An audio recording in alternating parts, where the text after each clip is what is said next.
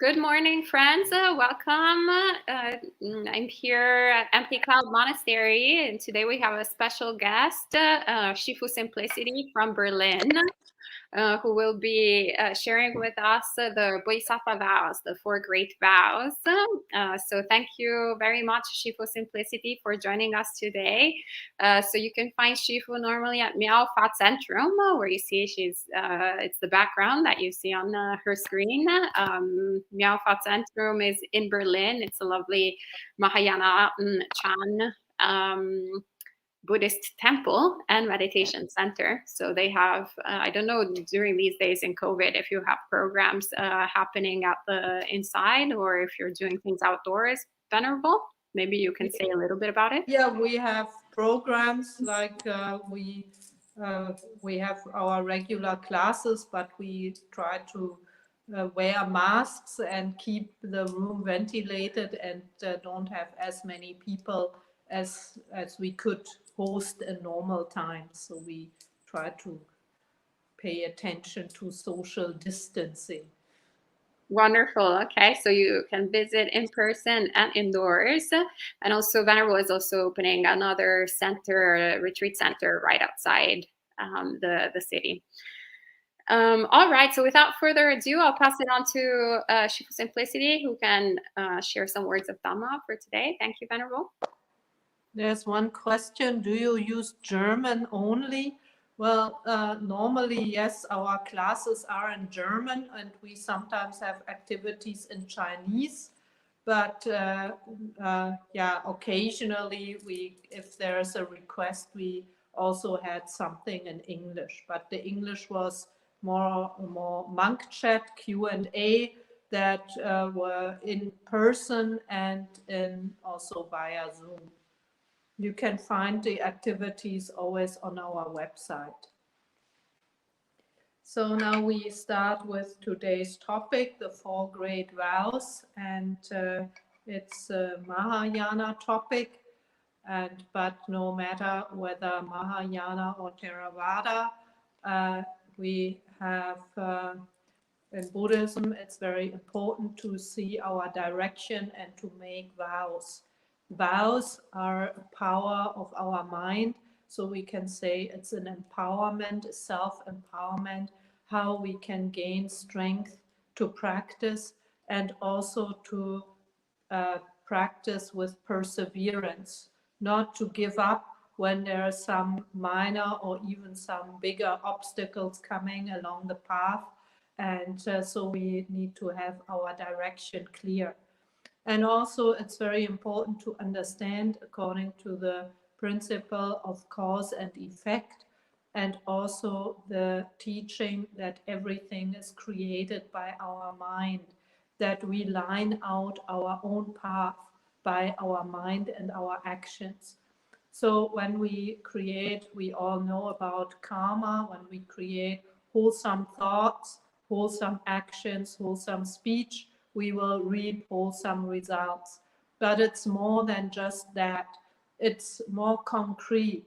So when you, for example, you make a donation to a monastery, a Buddhist monastery, you make a donation to Buddhist monks and nuns, then you create a karmic relationship with the 3 jewels, with the Dharma.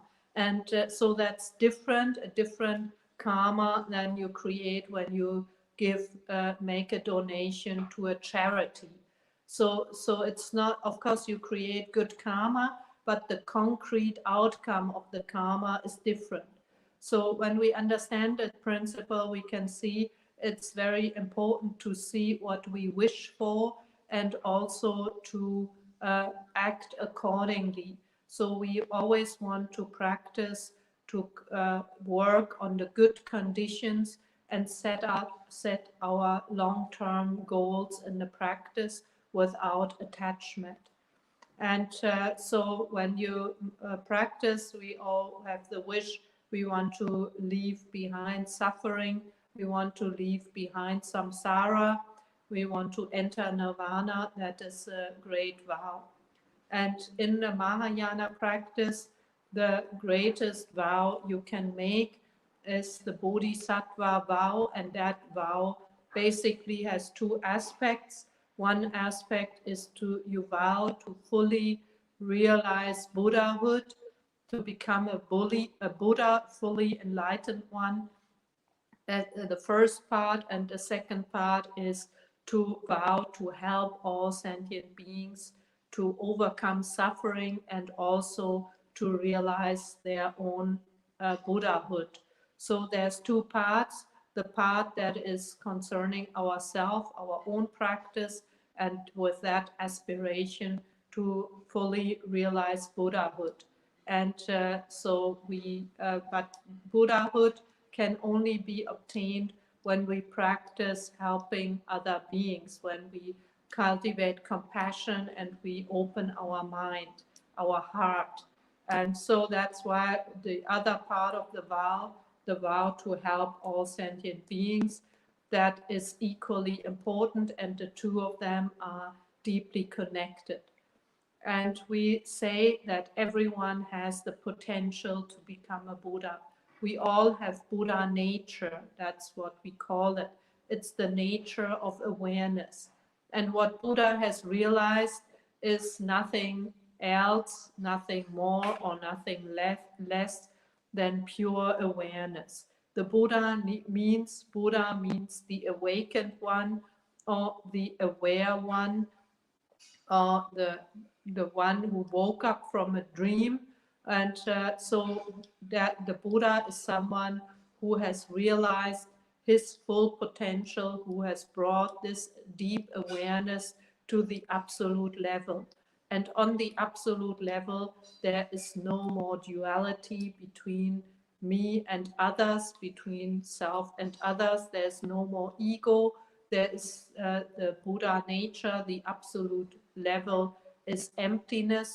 But apart from emptiness, there is all the virtues of the mind, all the big, great qualities like compassion, like wisdom, respect, joy.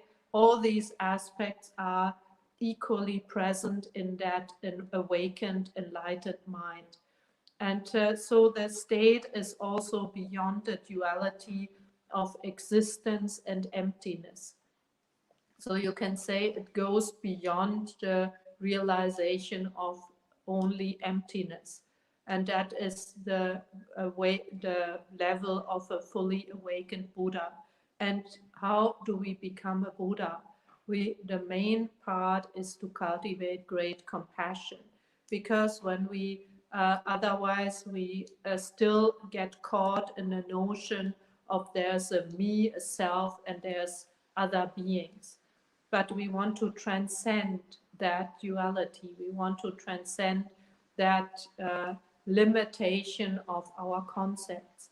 So we can transcend that by practicing compassion, by seeing all other beings as ourselves, and all the pain of other beings as our own pain, without being attached to it and without being put down by it. So when we line up this big vow, we create great strength. We have the potential to go through this, follow this through with this direction, life after life, all the way until we fully achieve the goal of attaining Buddhahood. So we can say the vow, the power of vow is like when we make a vow, we set our GPS. We set it on the goal, and no matter how many detours we make, or our Google Maps, and when we make many detours and even we turn around, our Google Map will always say that at the next crossing, make a U-turn, make a U-turn. And then we know that we are going in the wrong direction of our goal, opposite to our goal.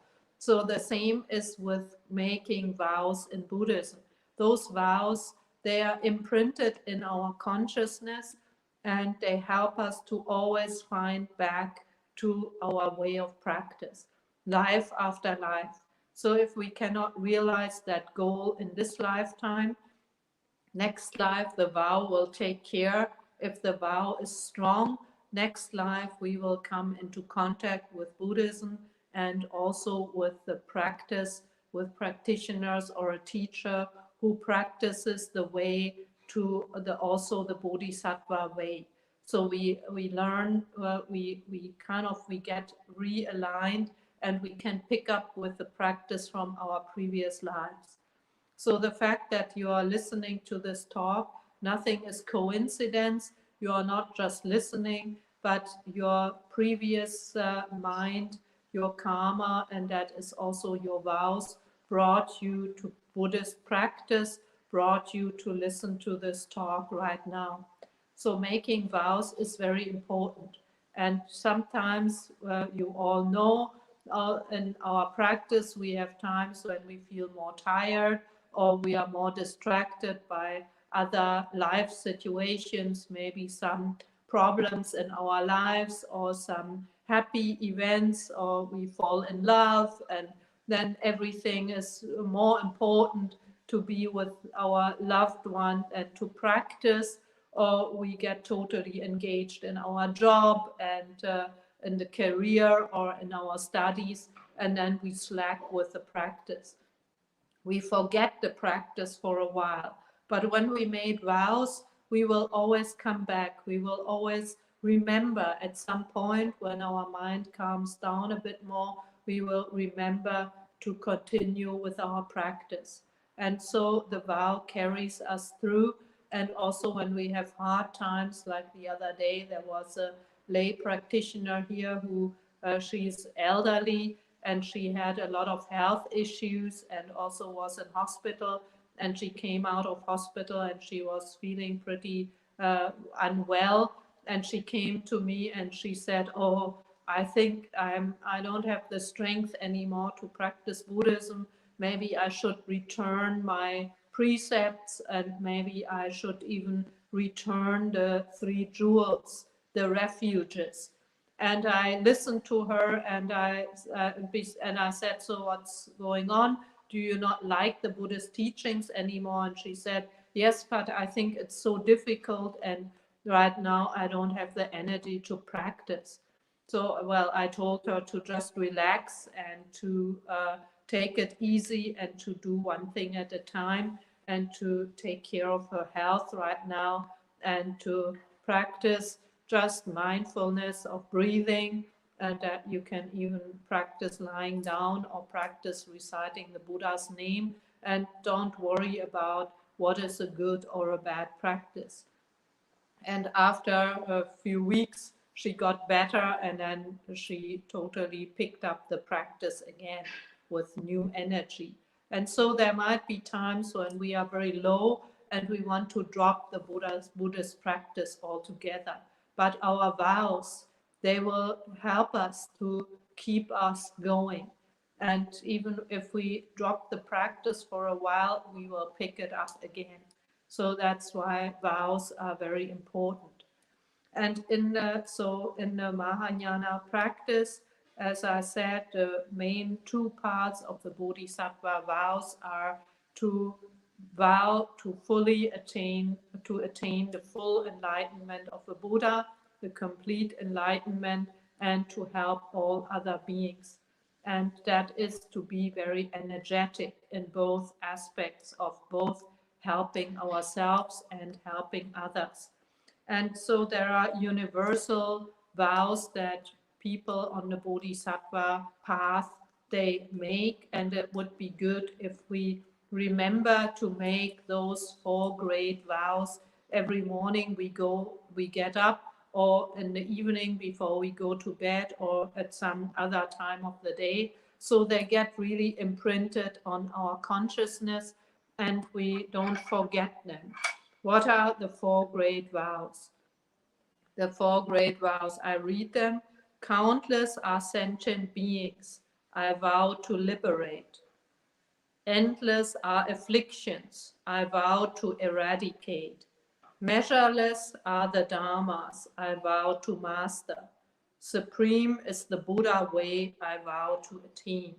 So there are the 4 great vows.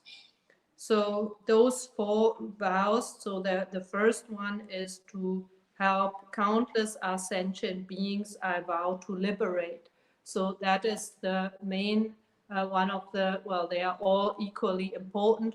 So the first is to think of other beings. So when we can actually take those great vows and put them in relationship with the 4 noble truths. So the first one is the noble truth of suffering. We realize that sentient beings are suffering, no matter in which realm. Of course, obviously in the hell realms or in the hungry ghost realms, or even in the animal realms, that are the 3 lower realms. There's a lot of suffering involved that we can see clearly. But also in the human realms, there's a lot of suffering. Then there's health issues. There's a lot of emotional pain and distress. And when we look around in our society or even in our families, we can see that people have a lot of suffering. No matter how rich they are or their material life, there's always something that causes people to suffer. Maybe there are some happy spells, but there's a lot of suffering around in human life. And that's human life has a mixture of joy and suffering, but with also a lot of suffering involved. And also in the Deva realm, there is suffering. Of course, Devas enjoy a very pleasant life due to their good karma they created, but when their lifespan ends, then they also experience the suffering that they realize they may be reborn in another realm. They may descend from the Deva realms, and that causes them a lot of worries. And also a lot of, so they are still caught up in samsara, and the suffering just follows at some later point. And nobody can stay in the Deva realm forever.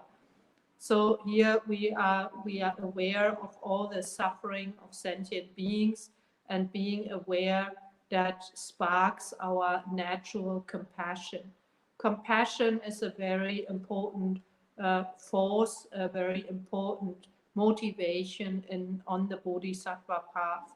And the more we make ourselves aware of how people suffer, what kind of different sufferings there are, and we observe people, animals, we observe other beings, and constantly become aware of their pain and their suffering without being caught in it. So that's sometimes something that happens, is that we see people suffering, and then we suffer with them. And in German, there's a word that we call Mitleid. We suffer with them. But here, compassion in the Buddhist sense is not meant that we suffer with them, but it's a kind of empathy, that we are aware of their suffering. We can feel their pain, but we don't get drawn down. We don't get attached to that kind of pain and that kind of feeling, but we are aware of that feeling. So when people are ill, or people experience stress or emotional suffering, we can feel that suffering as if it was our own, but we don't suffer at the same time. We are just aware of that suffering. And we wish that all beings may not suffer. So that is the first vow, correlates with the first noble truth of suffering. And so our natural reaction is that we wish that all those beings are not suffering. And so when we make this vow, countless beings I vow to liberate, countless sentient beings I vow to liberate, means that countless sentient beings, that means I don't discriminate. Oh, there's those I like, my family members, my friends, when they suffer, I, of course, want to help them, but I'm also ready to help others that I don't know. I'm ready to help the stranger. and I'm even ready to help my enemy. When I see they are suffering, I do my best to help them to suffer less. Of course, when we want to help others, we need wisdom, and that is also incorporated in the third vow to learn all Dharma doors. We need to have the wisdom to understand what is the right thing for them to do right now. So if we only have blind compassion, we may do something stupid that may even aggravate the situation and may not help them. So wisdom is also very important, and also patience. To help someone out of their suffering also doesn't mean that we say a few words or we do one thing and then that suffering of the person stops. It's a long-term thing. If we want to help someone, we need to help them, for example, to also understand cause and effect. We need to understand them, how they are causing their own suffering by their own karma that they create. And that not everyone is ready to listen to this kind of talk. Or maybe there's animals who are not able to listen, who don't have that wisdom. But we have the patience to help them life after life. We don't get tired. We don't think of our own practice. Now I have enough of sentient beings, or I'm so busy. Then I want to go back to only practice myself, and the world is too difficult to change. Of course, it's difficult. This vow is very strong. It's very powerful, but it's powerful because the task is not easy. But when we make a vow, we ourselves, we gain that strength through the vow that we don't feel tired. We don't want to give up. We are always reminding ourselves there's still people suffering, there's still other sentient beings suffering, and they need help. And so I can continue, and actually my own tiredness and my own interests, they be put in the background. And at the same time, while I help others, I practice myself. I cultivate compassion, I cultivate wisdom, and also I train myself not to attach. Also, when I help someone, not to attach to the result. That's very important, because often we want to help others, but we have certain expectations. Expectations of the result, expectations of how the other person should react, how they should be grateful, how they should treat us. But all this is our own attachment, and then there's ego involved. When we read the Dharma Sutra, there is the sentence that repeats very often in the Dharma Sutra. The Bodhisattva is practicing generosity without a notion of a self, of others, of sentient beings, or of a lifespan. And that is to practicing generosity without attachment, without attaching to the form of sentient beings, without attaching to the form of a self. We cultivate the wisdom that myself and sentient beings are all illusory. And in this big illusion, I don't just lean back and sit on my couch and say, okay, it's just an illusion, but I'm active, because what counts, how I create the world, is through the actions of my body, speech, and mind. And so I know that we are all an illusion, and sentient beings are an illusion, but each sentient being is attached to their self. So they don't realize that it's an illusion. So that's why they suffer.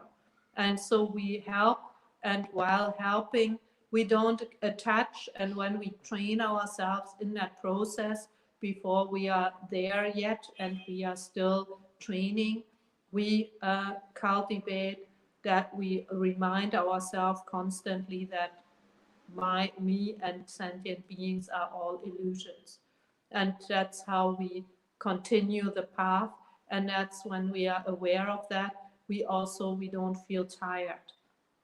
And so that is a great vow to help sentient beings. My teacher often said, or once said, I remember, to help a sentient being doesn't mean to help them to do good deeds, for example, to make donations. To help sentient beings doesn't mean to help them to take the 3 refuges, to become a Buddhist. To help a sentient being doesn't mean to just help them to take the 5 precepts. And to help a sentient being doesn't mean to help them just to become a monk and nun or nun. But what it really means is to be there for them, accompany them all the way until they realize Buddhahood. When we think what that means, that is a very long-term commitment that we make if we really just decide to have one person. And so in that long term, many things can happen. And that's why we need our vows to really keep the strength up and not feel, oh, sentient beings are tiresome and troublesome, and a lot of in the world, life in the world is impure, and there's so many distractions. And when I deal with people, they talk about so many worldly things. And all this is our discrimination in our own mind. As when we practice the path, we need the wisdom to see that the true reality is beyond likes and dislikes, is beyond pure and impure. So of course, there's times when I do feel influenced by that.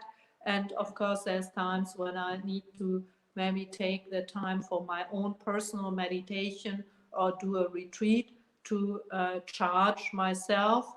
But altogether, not to be influenced and think, okay, altogether that's too troublesome for me.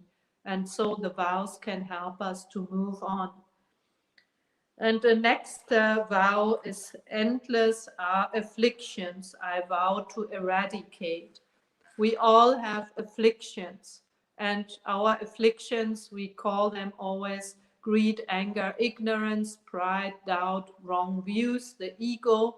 That is our root, the 6 root afflictions, but there are countless minor afflictions that cloud, obscure our mind and prevent ourselves from seeing the true nature, from being in touch, in harmony with our Buddha nature. So that's how we need to be aware when we want to help others. We cannot just help them with a nice theory, but we need to cultivate ourselves. We need to cultivate our mind and then reduce our afflictions, reduce our anger, reduce our greed, and step by step our mind and our actions become more and more pure. And in that process of more and more purity, we generate more and more positive energy. And with that energy, it is also easier to help others, because we have gone the same way. We have gone the way before them. So on the Bodhisattva way, there's the 2 aspects of practicing for ourselves to cultivate our own mind, to purify our own body, speech, and mind, and at the same time to help others to do the same. So here, when we correspond this with the 4 Noble Truths, the afflictions are the root, the cause of suffering. So this would be the 2nd Noble Truth. And we all want to, when we see the cause of suffering, we want to remove that cause. We see clearly, we practice also in the process of helping others. We observe our mind, we introspect into ourselves and look, what is there? What is my motivation?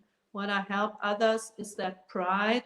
Is that arrogance, for example, do I think I'm better? I already know more about Buddhism, and you, pure being, you are just suffering, you know nothing, and you all make these mistakes.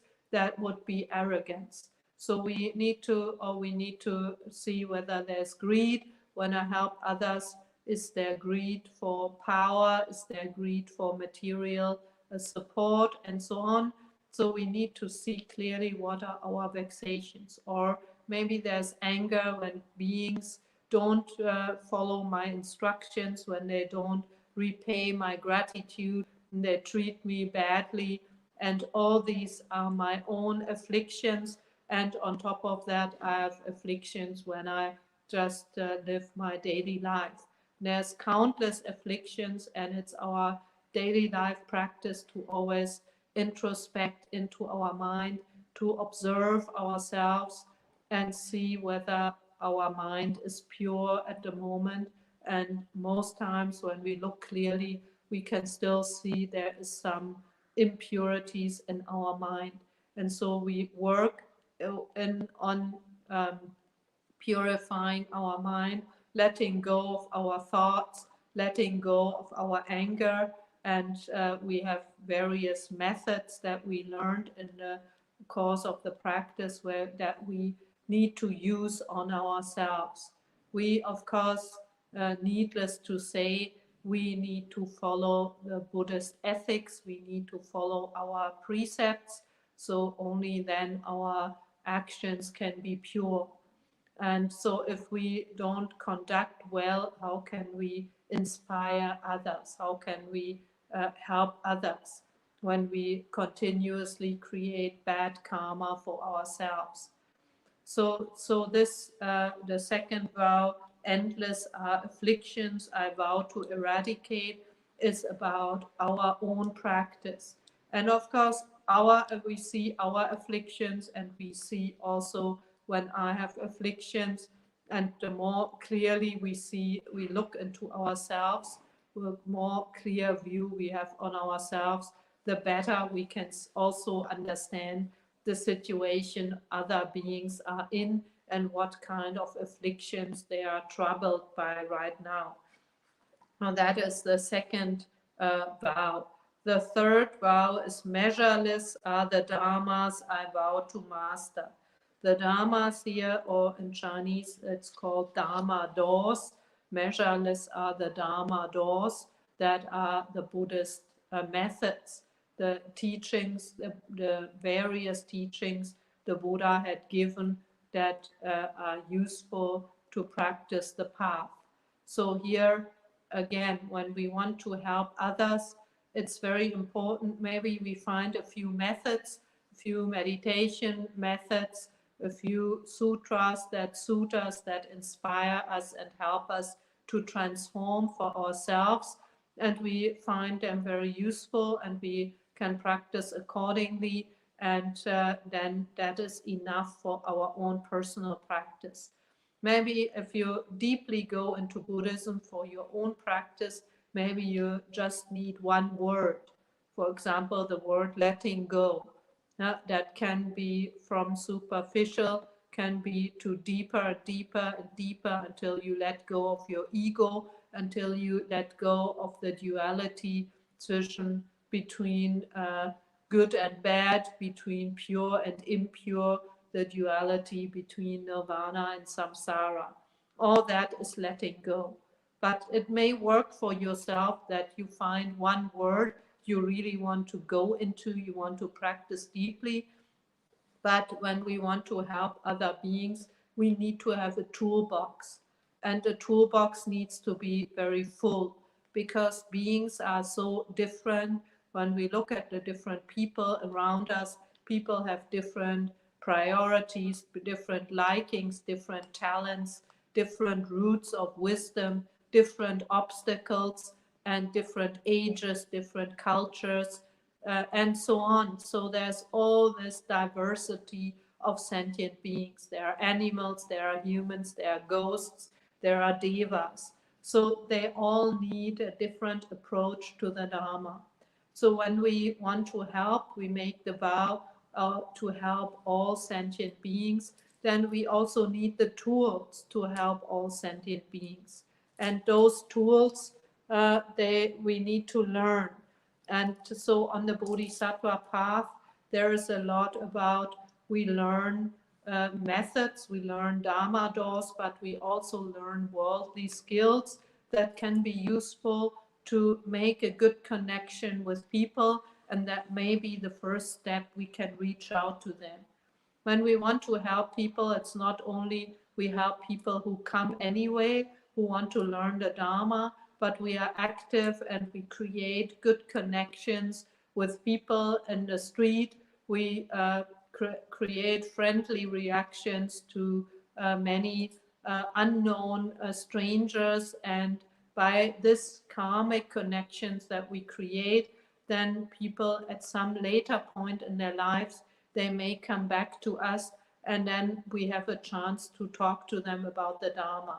But at first, maybe they are not interested, and we are not like certain religious missionaries who try to really convince someone of a certain truth and impose their beliefs on them.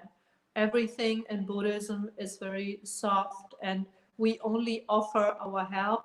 We are there for beings, but we don't force them. It doesn't work, because the practice everyone needs to do for themselves. We cannot make the practice for them. And it's not enough when someone is just coming to a Buddhist temple and said, okay, because someone else pulled them there. That's nice that they are there, but if they have a bad experience there, they may, in their mind, turn away from Buddhism. And that is the opposite of what we wish. So we need all kinds of tools, and maybe it's a tool of helping others to repair their bicycle or something else, and help an old lady carry some bags to her car. And this way we create a good connection with people. And that is very important. And that is what we can live in our daily life. Every day long we are surrounded by people, and we create those connections. And we, for example, we say Bodhisattvas have 5 areas of learning. And the 5 learnings, there's 4 that sound very worldly. And the 5th is the internal practice of the Bodhisattva's own mind. So we have again the aspects of self-practice and practicing for others.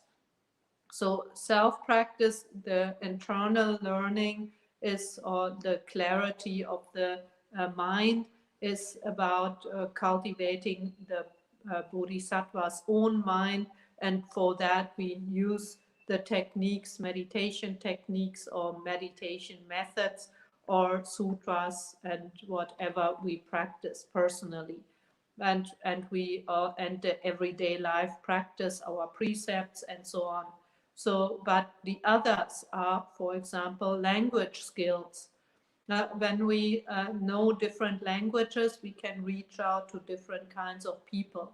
So language on the Bodhisattva path is very important. We can bridge bridges between 2 or more cultures, and we can reach people and teach them the Dharma, or otherwise we can help them to come closer to us and have a good connection.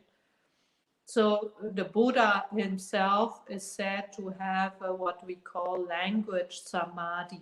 The Buddha in India at that time, there were in different regions were different languages, and the Buddha went from traveled a lot by foot, big distances, and he didn't learn all these languages of the different areas, and he didn't have a translator. But when the Buddha gave a talk, everyone could understand. Different people with different languages could understand the teaching in their language. And that is one of the let's say, magic capacities of the Buddha. One of the magic powers is that language samadhi, that the Buddha could speak in one language and everyone could understand. The same as the Buddha didn't have a microphone. So sometimes there were thousands of people listening to a Dharma talk and they could all hear. And nowadays we think that's impossible. We have a room with 20 people and we want to use a microphone. So those are the magic capacities of a Buddha. And so in the Bodhisattva vows, in the 5 learnings, language skill is one learning that a Bodhisattva can learn. And when we use our skill, when we learn foreign languages, in the next life, we can pick up those languages more easily because it's not lost. Of course, we might have forgotten, but then when we come in contact with that again, we can find, oh, it comes, learning the new language comes very easily. So that's important to learn foreign languages if we are on the Bodhisattva path. The second is logic. So when we want to, some people, they are very intelligent and they want to hear arguments that make sense. So when we read some of the sutras, the Buddha often also used logic to convince others that his teachings were the correct truth. And when we speak or something, then our sense of the way we should express ourselves should be logical and should be clear. So that's also a way of the Bodhisattva's training. The next part is medical skills. Medicine, health issues are a big issue that people suffer from a lot. And so Bodhisattvas can also train in some medical skills and can help people to solve their medical problems. And by that way, they don't need to directly learn Buddhism, but they get a positive connection with the Buddhist teachings. And also, or even if they don't know you are a Buddhist, they get a positive connection with you as a person who is practicing the Bodhisattva path.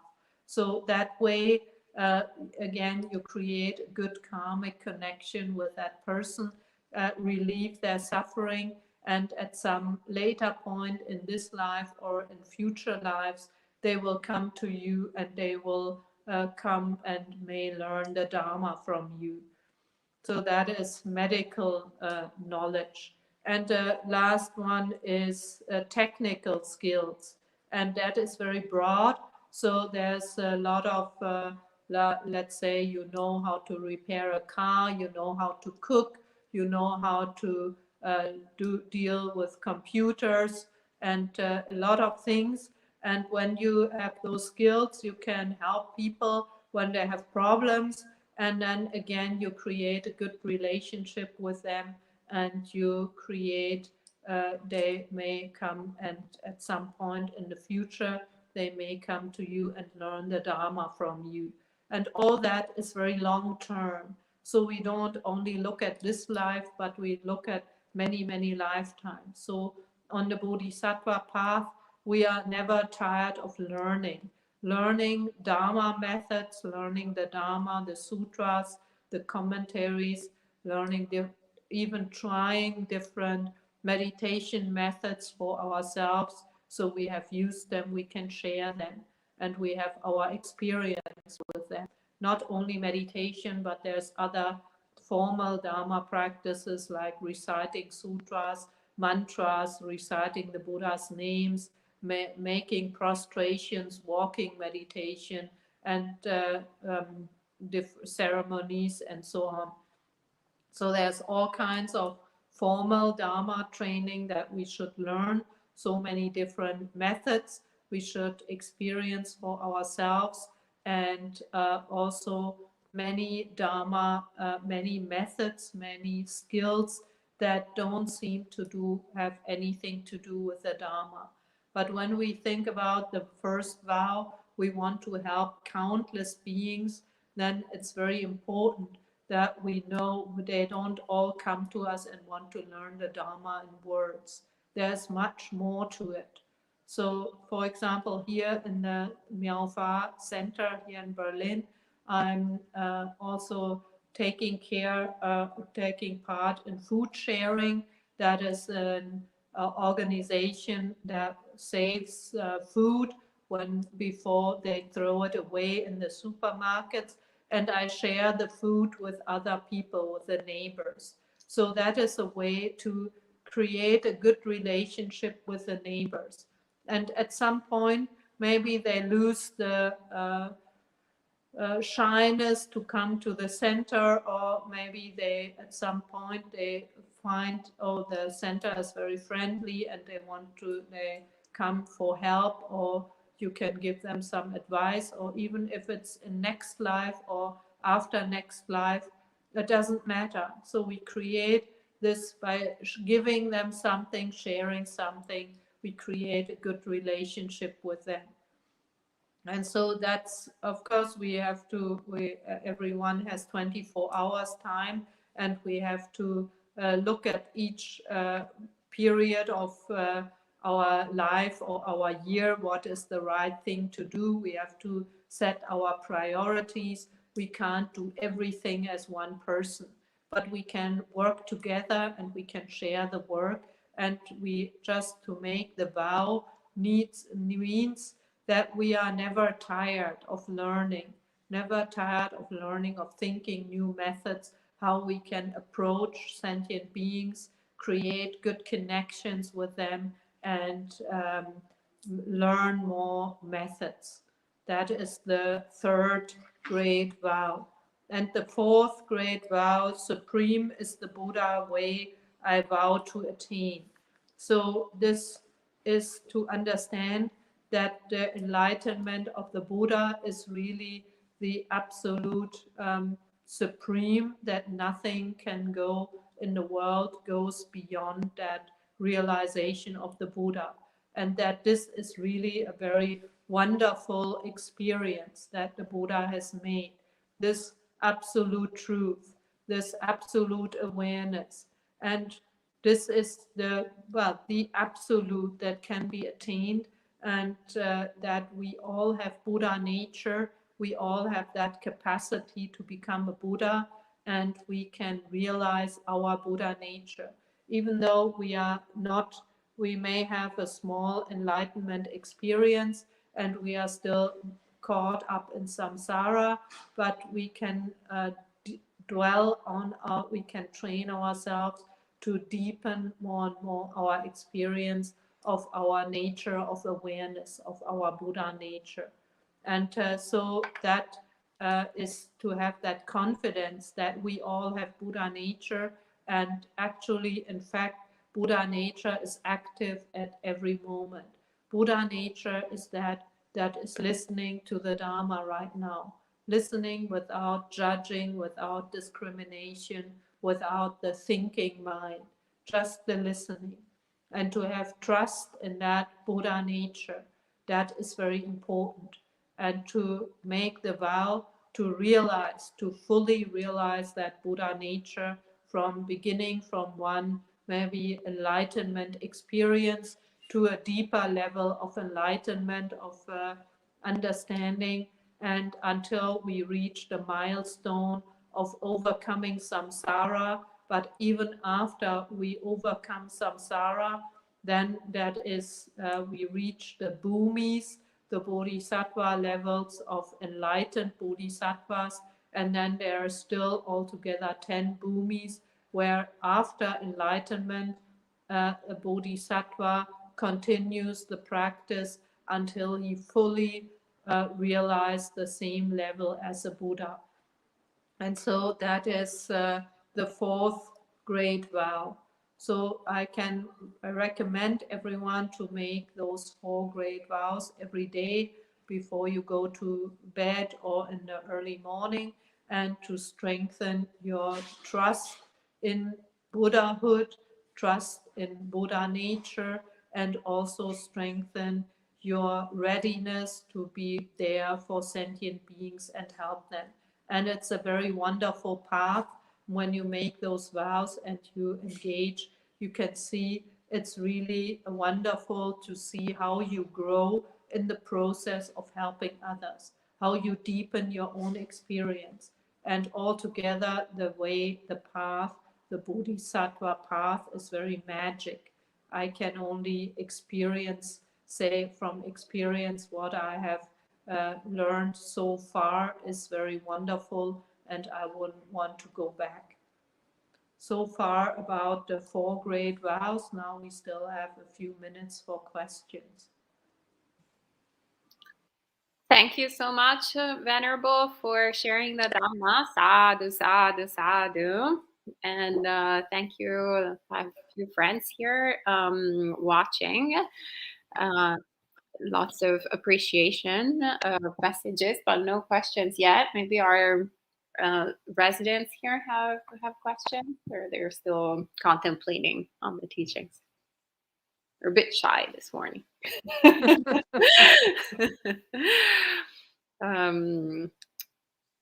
Right. Maybe we can leave a few seconds for people to type in any questions they might have.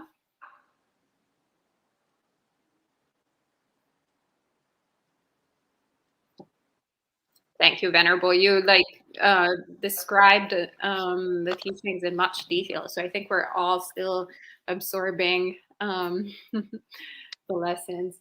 Venerable Vimalayani, you have a question? I have a question. Great. Can you hear me? Yes. Okay. My question is, actually in Theravada, there are also quite a few people who are keeping Bodhisattva vows. So I'm wondering if you can talk a little bit about this. Is this something that from the Mahayana perspective, you think this is weird, or this is something that should be encouraged? Or how do you feel about this, Theravada people practicing Bodhisattva vows?